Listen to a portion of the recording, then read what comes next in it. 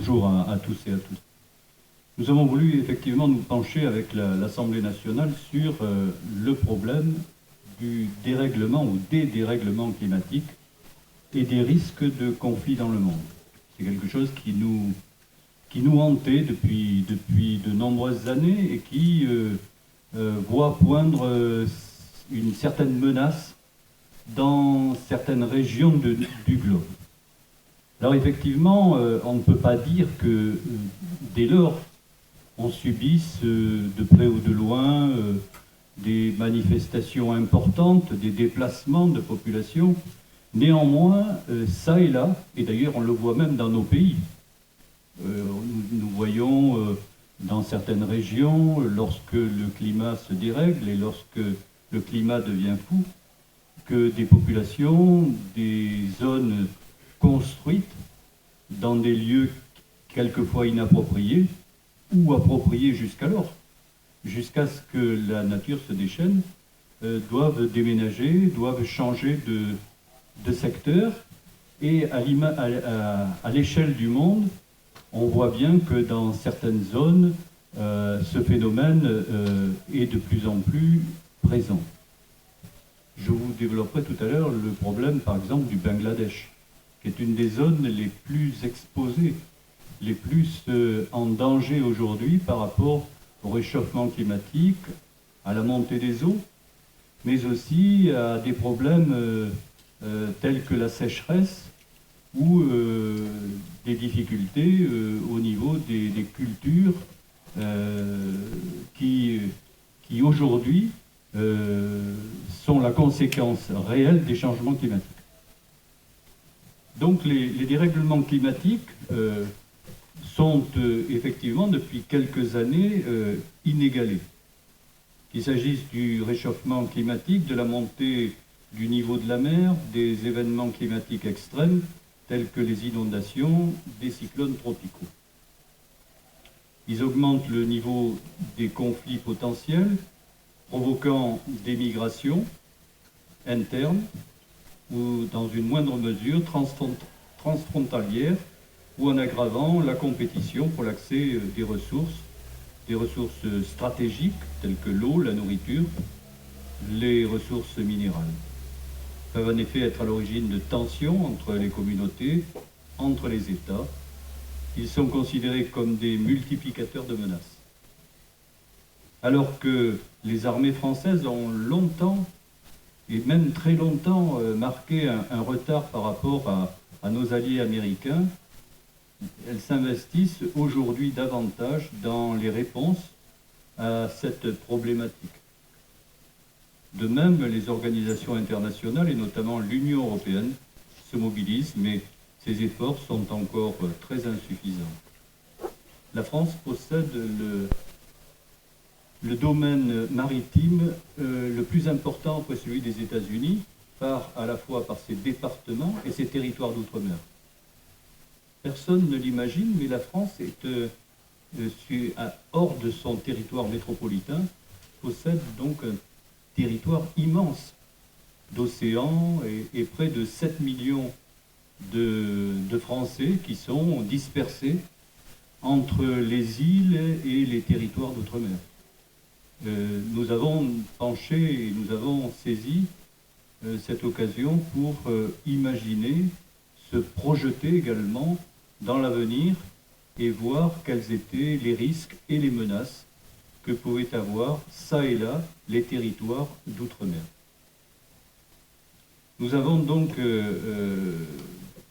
pu mobiliser en quelque sorte et nous mobiliser pour encourager la recherche, la coopération internationale et essayer de réfléchir ensemble avec nos partenaires européens et associés à d'autres pays, tels que les Américains d'ailleurs, de voir un peu de quelle façon on pouvait aborder ce phénomène que aujourd'hui nous ne connaissons qu'à travers un certain nombre de manifestations.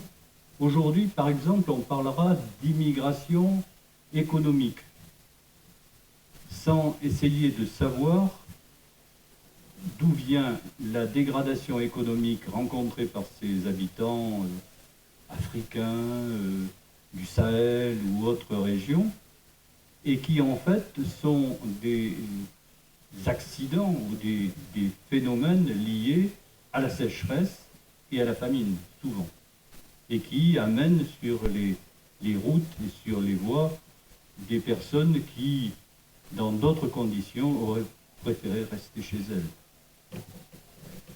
Ce rapport, donc, issu de la mission d'information du 13 février 2019, à la date de la publication, on n'a pas vraiment recensé de grandes transhumances, bien sûr. Nous n'avons pas non plus pu voir apparaître des conflits manifestes. Mais ça et là, vous verrez un peu plus loin, nous les redoutons parce que il y a ça et là tous les ingrédients pour que des conflits puissent voir le jour. Des règlements climatiques provoquent bien sûr des migrations déjà internes et dans une moindre mesure, donc de secteur à secteur, pas encore tout à fait de pays à pays, mais malgré tout, on sent bien poindre un certain nombre de tensions. De plus, ils aggravent immanquablement la compétition pour l'accès à des ressources stratégiques. Certains en ont parlé tout à l'heure, mais l'eau, la nourriture, les ressources minérales qui représentent donc des enjeux extraordinaires pour les communautés et pour les États. D'après l'OMS, la moitié de la population mondiale vivra dans une zone en situation de stress hydrique en 2025. Certains États peuvent devenir des puissances hydro-hégémoniques. Je vais vous citer par exemple le cas du bassin du Nil, où tous les pays qui sont en amont de l'Égypte peuvent décider du jour au lendemain de supprimer une partie de l'eau du Nil pour se l'approprier et les utiliser pour leur agriculture en empêchant l'Égypte de poursuivre le développement de son économie agricole.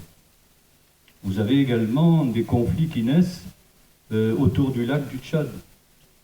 Le lac Tchad aujourd'hui emprunt et voué à l'emprise du terrorisme, mais l'explication première peut être trouvée justement dans la très grande pauvreté dans laquelle se trouvent les habitants, et la seule source de revenus qui leur est proposée est celle qui leur est proposée justement par des organisations terroristes, qui leur proposent à la fois de manger et de pouvoir vivre normalement, alors que aujourd'hui les conditions climatiques empêchent d'avoir une agriculture quasi normale et pastorale quasi normale. Donc on voit petit à petit cette dégradation, cette misère qui est également utilisée par d'autres personnes moins bienveillantes en quelque sorte et plus décidées à prendre une emprise beaucoup plus importante sur ces territoires. Plus qu'une minute. Nous avons également fait un certain nombre de propositions et de recommandations. 36 recommandations. Je n'aurai vraisemblablement pas le temps de vous les citer toutes. Elles parlent de renforcer les efforts diplomatiques pour faire respecter les accords de Paris. Elles parlent de revoir les objectifs fixés à Paris à la hausse lors des prochaines COP. Et puis, elles se déclinent tout au long de ces 36 propositions. Mais elles parlent aussi de l'avenir à la fois de notre pays par rapport à la solidarité que nous devons mettre en place par rapport à ces populations. On parle de 280 millions d'habitants qui vont, du fait du changement climatique, être amenés soit à quitter leur région, soit leur pays d'ici 2030, 2035. C'est énorme. Ça va être des populations à l'échelle de notre globe qu'il va falloir maîtriser.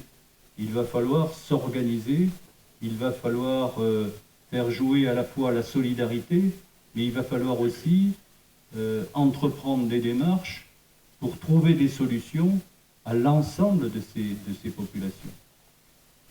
Et donc, c'est tout ça que nous menons au niveau de cette réflexion. C'est toute cette réflexion qui doit nous amener justement à réfléchir à la fois au niveau français, mais aussi sur le plan européen et sur le plan mondial, à ces nouvelles conditions que vont nous amener les dérèglements climatiques et tout ce qui va s'en suivre, avec des perspectives qui peuvent certainement d'ores et déjà beaucoup nous inquiéter. Merci. Merci beaucoup.